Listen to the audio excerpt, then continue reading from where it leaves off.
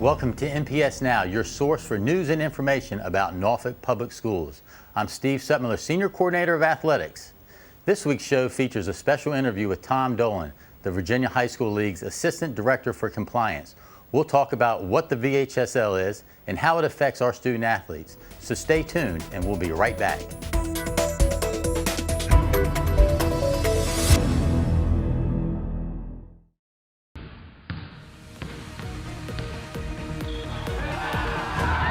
Welcome back to NPS Now. I'm Steve Sutmiller, Senior Coordinator of Athletics. Today we have a special guest in the studio from the Virginia High School League, Mr. Tom Dolan. Tom, welcome.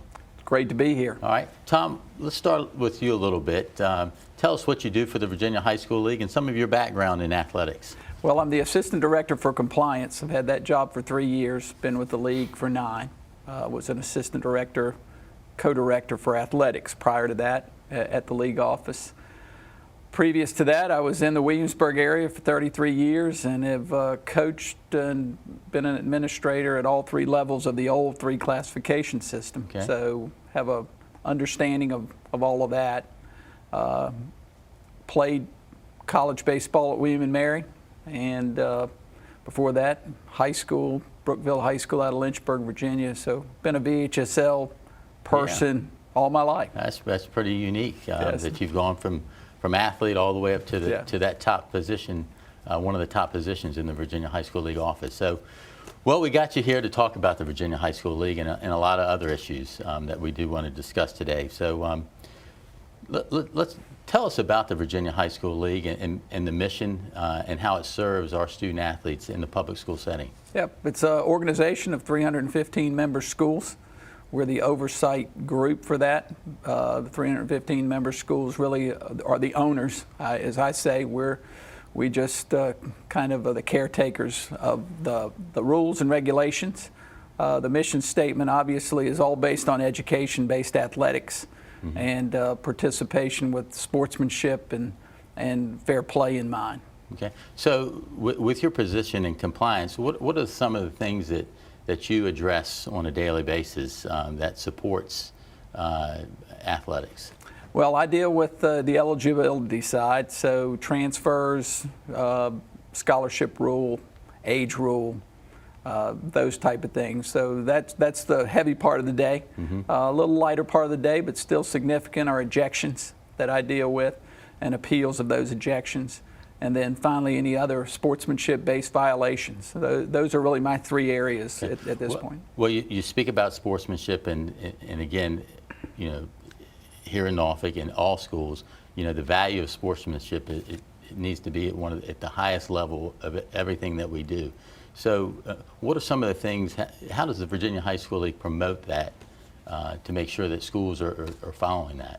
We have a sportsmanship committee that tries to establish some guidelines. We've done some of that. We have guides on sportsmanship. Again, I agree with you. It's the one thing that I think separates us from all other levels of athletics at this level is the sportsmanship piece. So we're always looking for acts of good sportsmanship. We're trying to promote that kind of thing. And we have sportsmanship awards, Claudia Dotson Sportsmanship Ethics and Integrity Award that recognizes those schools that do those things on an annual basis. We also have a Stay in the Game Award that recognizes schools that don't have any ejections for the year. So again, that's what makes us unique, I believe. And I think that award, if you can go through the whole year without getting ejected from an event, that's a special award. So that's a good one. Yes, and absolutely really proud to be in an area where that's an emphasis. And we have a lot of schools from down in this area that get that award. In Norfolk, we're proud of, you know, when we win that sportsmanship award, and all 5 of our schools have participated in that. So, all right, let's talk a little bit about the schools themselves. How are they part of the Virginia High School League? And is the Virginia High School League, is it a public entity or is it a private entity? The Virginia High School League is a private entity that 315 member schools choose to become members of. They pay an entry fee. Okay. They pay a per sport fee to become part of the league. And with that, they get all of the championships and catastrophic insurance and that kind of thing. So what does the school look? I mean, what do they pay per year? I would and it's say based on the number of athletes in it's the based school. on the sports that they have. sports. There's a base fee of like $700 for the year, and then a per sport fee currently I think is $35, $50 a sport. So a relatively nominal fee considering, championships that you're in, the number of games you get to play, the state championship situations and that kind of thing. So that money directly goes to support the state championships that are played. That money is a heavy part of what runs the organization. Okay. All right. So our dollars are working. That's what dollars are always at work. So with the Virginia High School League, how many sports do you govern? We have and 20. activities? Yeah, we have 20 plus sports. Again, we have a few that aren't fully invested. Field hockey, which you have in this area, lacrosse, another area of the state. So I always say 20 plus because it kind of varies from area to area. And then 6 activities that are so 26 plus different things. You brought some sports up that are in different localities. But we get some calls here to, hey, how do I get lacrosse? Right. So is there a method to do that through the Virginia High School League? Yeah, there is a method for the association to have a new sport. It's 50% plus one of the schools that are in that classification, and we like to have at least 2 of, currently the old rule was 2 of the 4 regions. Now at least one of the regions that's vested in that sport. Almost always when I get these kind of conversations, my first answer is you need to get it started consistently in your school. If you want a sport to become something that's a standard, you got to show consistency to be able to have the participation at the school level. So club level is a great way, and it keeps you local. And But to benefit from the Virginia High School League, it has to be a sport. So the catastrophic insurance, anything else, if it's at the club level, they don't have that protection. Correct. Okay. So all right. So that's interesting. All right. So moving on with some questions that we received. People knew that you were coming down here, so we appreciate that. But talk about the process of selecting venues for these state championships. We have many different levels of classifications in our city, and they go out to different parts of the state. So walk us through on selecting the selection process. Well, there is an RFP process, but again, everything for us is tied to having a school be part of that running of the tournament, because our schools know what we want. They know what we expect from a sportsmanship standpoint. They know what we expect from a worker's standpoint. So it's critical for us to have school involvement. So one of the first things we look for, obviously, is a venue that is a first-class venue that'll be an exciting place for our state competitors to compete, but also that we've got the infrastructure from the school level that is willing to run these events. So that's generally all tied together. That's how the process works. Outside of that, I think we're looking for a geographical spread across the state, because I will tell you that the same concerns we hear from your area of the state, we hear from the western part of the state. Why are we always traveling to this part and never getting anything out our way? So, trying to get that delicate balance between, all of those situations, it's a difficult process. Yeah. Okay, well, that is always interesting. Again, we get that phone call all the time. Why is the state tournament up there, out there? Why can't it be here? So that's good information that you shared. So, Tom, we're going to go to break, and we're going to bring back Bobby Pannenbacker to talk a little bit about the new classifications, and we'll go from there. Sounds good. Thank you.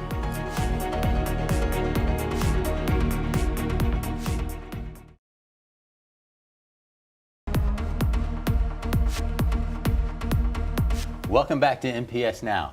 We're going to continue our discussion with the Virginia High School League's Tom Dolan, and we're going to welcome in Bobby Pannenbacker, Athletic Director at Lake Taylor High School. Welcome, Bobby. Good afternoon. But Tom, we're going to go right into the Virginia high school classification system. Let's talk about the new classification system that we're currently in. Okay.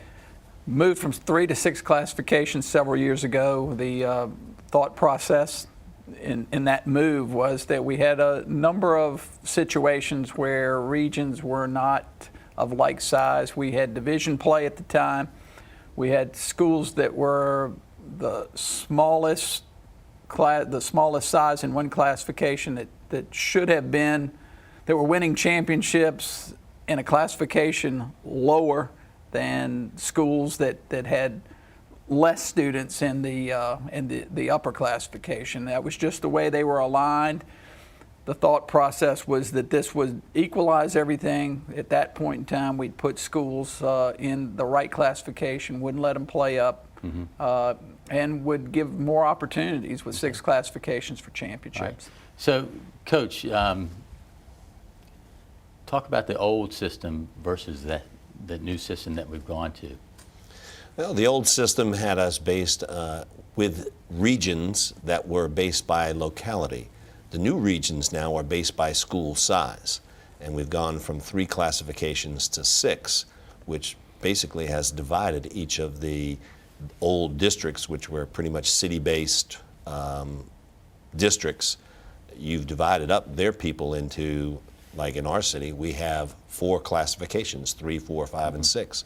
So not being able to play in a regional championship where your city's involved has changed dramatically. Okay. All right. Bobby's explained a little bit about the old system. We still remember it, Tom. Has this worked? Has the new system worked for everybody? I don't think any system we have is going to work for everybody. Again, a unique state with, in the far west, we have a school that's closer to 7 other state capitals than it is to its own. You've got schools out on the eastern shore that it's $30 and a 45-minute drive just to touch their border.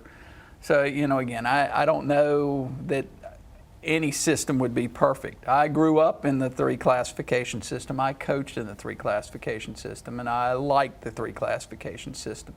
Do I believe we've gotten the benefits out of the 6 classification that we were looking for?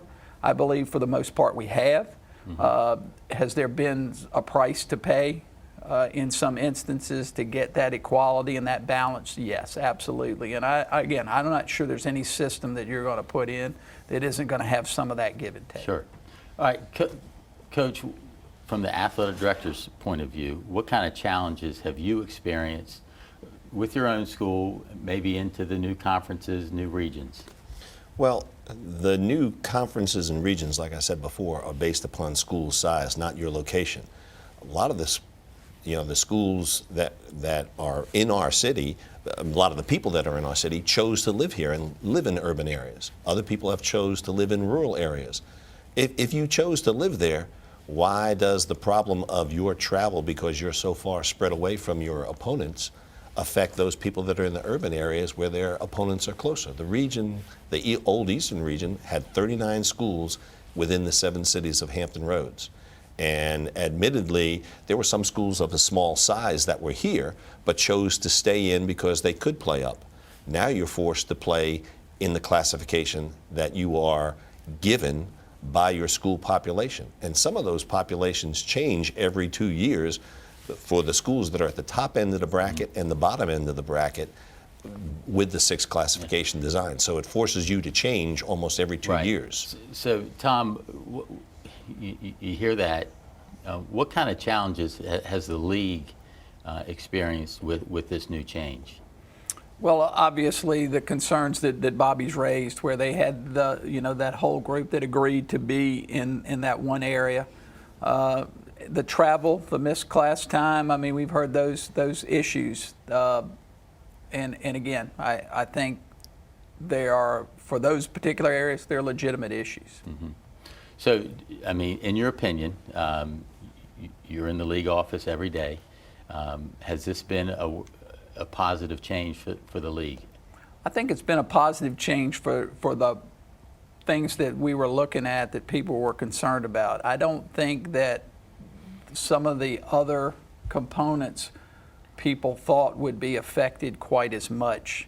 And that's why the adjustment coming in 17, 18, which we hope will address some of those issues. Not going to address all of them. Right. So, I mean, Bobby, what kind of, the challenges, besides the travel, what other things have you witnessed at the school level, i.e. finances? Finances have been astronomical. The travel, the expense to travel to provide not only charter buses after school for kids to travel with, but meals, multiple meals, and sometimes because you're involved in these games, kids aren't getting home till way late at night and then expected to get up and go to school the next day. And you're putting a real strain on the student athletes. So you mentioned how the first 2 years it was one thing. Now we're in the second 2-year cycle. It's a new thing. And now we're going into something even newer in 2017. So Tom, go back to you. Let's talk about what is going to be new with the Virginia High School League in terms of classifications. In 2017, we're going to look to go from 12 regions to 24. We're going to cut down the region geography a little bit for each region. And we'll have smaller regions. Well, in a lot of instances, we may have all-in region play. But it's trying to answer some of those concerns that have come up, the increased time out of class, travel expenses. So that was the rationale behind going to this 24 region system. And I think it's going to answer, again, some of the questions. Is it going to answer all the questions? Is it a perfect world? No, it is not.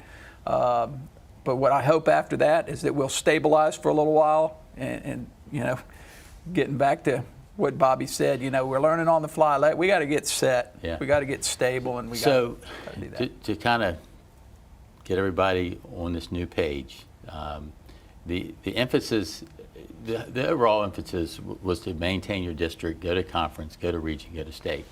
This region, the eastern region, kind of went out on a different path and went and didn't eliminate district play, but kind of did a hybrid district schedule and then went to a hybrid conference schedule. Will they be able to continue conference play in the new system, or do they have to go back to their old district play? And then you both can chime in on what's the mechanism for a schedule now? What's that going to look like, and how are they going to advance into regional play?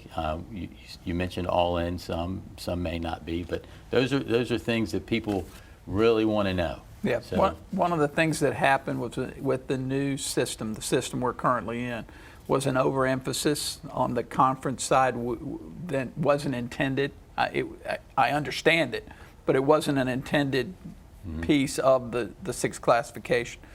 Many areas morphed into that, not just this area. The conferences go away in 17, 18. There will no longer be conferences. You'll have your district play, and you'll go straight from district play into regional competition. So the biggest issue, I think, and Bobby will agree with me, is the mechanism for how you're going to go from those districts of multiple classifications that will be a moving challenge. forward into your separate championships. But many people have ideas on how to do that, and we're trying to leave those up to local areas to decide what's best for your particular classification region in that area. Right. Coach, let's put your coaching hat on. Absolutely. Does this work for the coaches? Because I hear some different things.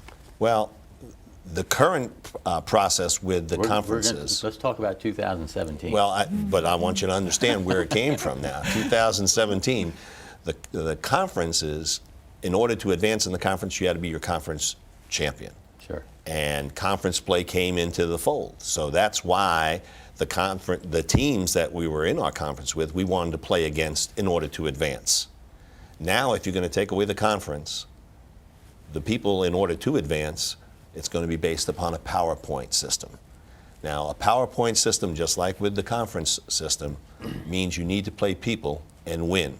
So what's going to happen is the coaches and the schools are going to look to probably try to find schools that they can compete against and win, so that their PowerPoint is high enough to seed them in the regional tournaments, which will take place.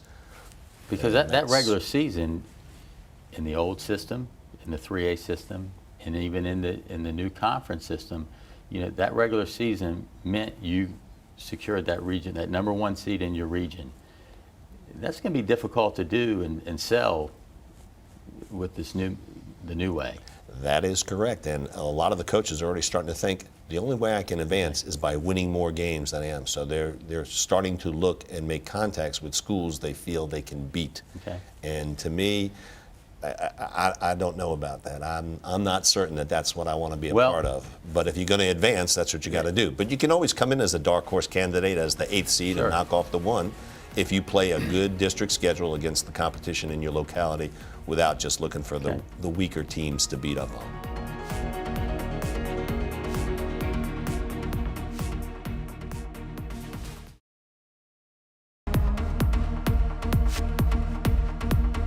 Welcome back. Bobby, we talked about some concerns, but let's get a little bit more specific here. What about the parents? How have they been affected by all of these changes? I think the parents have been affected in a couple of ways. Number one, many of them are not familiar with how the process works. They don't understand how regional championships now are played at higher seeds away from this area, where the regional championships used to be located right here in our region. They could attend without having to take the day off from work to travel to where some of these higher seed tournaments are.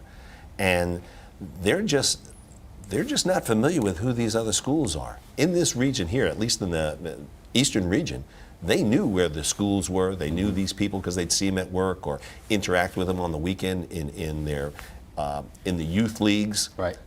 They don't know some of these people from the other parts of the state that are now in our region. And that has been a big concern. And as Lake Taylor has traveled for years to find games, especially with the football team away, and talking to some of the parents that attended the games, there are other children that play sports such as volleyball or cross country or baseball. They're like, our kids have to leave school to go to these games early in the day, missing class time, not getting home till 10 o'clock. And it's really become a concern because there's no connection with these people that are in our region based upon school size, not locality. So, Tom, does the Virginia High School League absorb any parent, not complaints, but questions? We actually have very few questions of that nature come to us. They generally do generate to the administrations of the schools, so we don't hear too much of that. I get an occasional call about, can you explain the 6 classification, the regions, but I don't get much about anything other than that, other than the organizational standpoint. So, kind of going back to addressing some other concerns, and we talked a little bit about finances, but from an athletic director's point of view, again, what are your gates looking like versus when we used to be the old way? Well, the day-to-day gates at our conference games are very small because we're split up and go in opposite directions here with people that are not just in our city and in very, very close proximity to us. The regional gates have been very, very small, again, like I said, because we play regional games away instead of at a central site which was convenient for everybody to attend. The regional football championship game is now played at the higher seed instead of a location that was in the community for all of the 7 cities. Okay. And that's been very, very small. I mean, if you can remember any of your gates back in the quote unquote today, what would you typically bring in for the Lake Taylor Booker T game on a Friday night basketball game? Basketball game, probably close to 38 to 4,000. Okay. What do you bring in when you play Great Bridge High School? Less than $500. Okay, pretty significant there. So the Virginia High School League doesn't address the district or the regional level in terms of financial support, but has the league itself had any decline in revenues in regards to state play, or has that kind of maintained because it's the state? That's where everybody wants to be. Well, the unfortunate part about the 2 years that we've been in this, up to this year, I mean, I can speak through the fall of this year, the 2 complete years we had a devastating football season, all ice, a couple of weeks of bad weather, so really low numbers there. And then last year's winter was, issues with wrestling and basketball, which created number issues there. So I don't think we've had the opportunity to really see we're showing so far through the fall this year that we're a little above what we used to be. So I don't think I can give you a fair answer. I do think that, again, when you take quarterfinals out of the mix that we used to have, that is a concern, and it's why we brought back quarterfinals in basketball this year. Okay. So, the quarterfinal game, that is back this year in all the former quarterfinal sports that we had. Potential to come back, only basketball this year with potential for the others to come back in next year, and definitely are going to come back in 17-18 with 24 regions. So, I mean, looking at your books, was that some of the pressure to change, again, these classifications to reduce, to eliminate this conference, go right to region and to state? Did that have any bearings on the change as well? Yeah, it had to have some bearing, but still, I think we were trying to also mostly answer the questions of try to address some of the issues that were happening, the travel, the time missed from class. We were trying to answer some of those questions that were fairly easily fixed by going to smaller groups and getting more concentrated regions. Okay, Bobby, anything to add to this? Well, the old region play, the way we had it in the three divisions, AAA, single A, double A, in our region, it was a very lucrative region. We were always in the plus column when it came to money. Now dividing the regions into 24 regions, it almost seems like some of the titles have been watered down. If you were the AAA champion, everybody knew the process to get through to be a AAA champion. 105 schools you competed against. 130, and that was a challenge. Now you're competing at less than maybe 50, and it seems almost like we're taking on a perspective of a youth league, allowing everybody to be a champion and participate in more championships, and when it was not that way before. It was, you truly were the champion of the state in those classifications, single A, double A, and triple A. Well, I mean, that's pretty heavy statement there in terms of watering down things.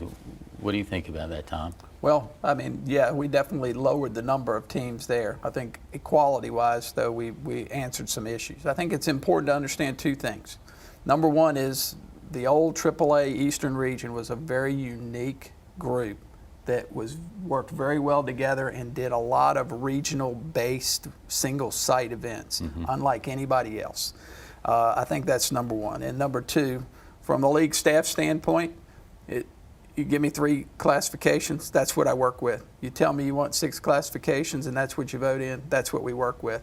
This adjustment, that's what we're going to work with, and down the road, hopefully we won't do anything different for a while. We'll try to stabilize and see where we get. Okay. But, the next thing that comes up that membership votes in, we're going to work on that one, and we're going to do the best we can with what we've got, and definitely understand the concerns, especially in this area, because they were successful, because they worked together, they were close together, sure, and they knew how to do things to maximize what they had. Okay. Well, guys, great information. Tom, we appreciate everything you do. You're always just a phone call away, and you're able to help us anytime that we need an answer, and we appreciate that. It's always great to be here. And Bobby, continue success at Lake Taylor High School. Absolutely. Thank you. Sure hope the Titans keep on moving forwards. All right. More NPS Now after this.